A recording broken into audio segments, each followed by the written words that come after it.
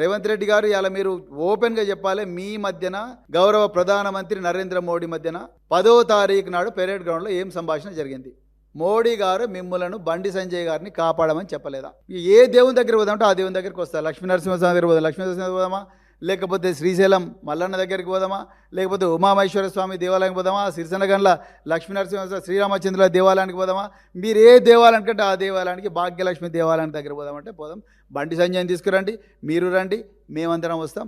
ఆ తడి బట్టలతో పోయి మీరు చెప్పండి, ఆ రోజు ప్రమాణం చేయండి, మీకు నరేంద్ర మోడీ గారు బండి సంజయ్ని కాపాడమని చెప్పలేదా? అందుకొరకే మీరు 9 రోజులు వెయిట్ చేయలేదా? మీరు ఓపెన్గా బండి సంజయ్కి ఒక సిగ్నల్ ఇచ్చిండ్రు, అది వే టు న్యూస్ కాంక్లేవ్లో. ఏమని? నువ్వు సరెండర్ చేయి, వేరే మార్గం లేదంటే మరుసటి రోజే నాకాబందీ ఎస్ఎస్ రాజమౌళి కన్నా గొప్ప బాహుబలి టైప్ ఆఫ్ డ్రామా ఒకటి మంచిరేవుల పోలీస్ స్టేషన్ దగ్గర, మంచిరేవుల గ్రామం దగ్గర టెక్ పార్క్, ఎకో పార్క్ ఉంది. ఆ ఎకో పార్క్ ఎదురుగా 8 గంటల 15 నిమిషాలకు యూనిఫామ్ వేసుకున్న పోలీసులు వస్తారు, బండి సాయి భగీరథ్. అది అట్టర్ ఫ్లాప్ అయిపోయింది ఆ డ్రామా. ఎందుకంటే ఇగో బండి సాయి భగీరథ్ మిమ్మల్ని అందరినీ కాదని నేనే మీకన్నా గొప్ప యాక్టర్ను నేనే బాబు అని చెప్పి వాళ్ళ ఇద్దరు అడ్వకేట్లను తీసుకొని రాజులాగా నడుచుకుంటూ పోయిండు పేట్ బషీరాబాద్ పోలీస్ స్టేషన్కు.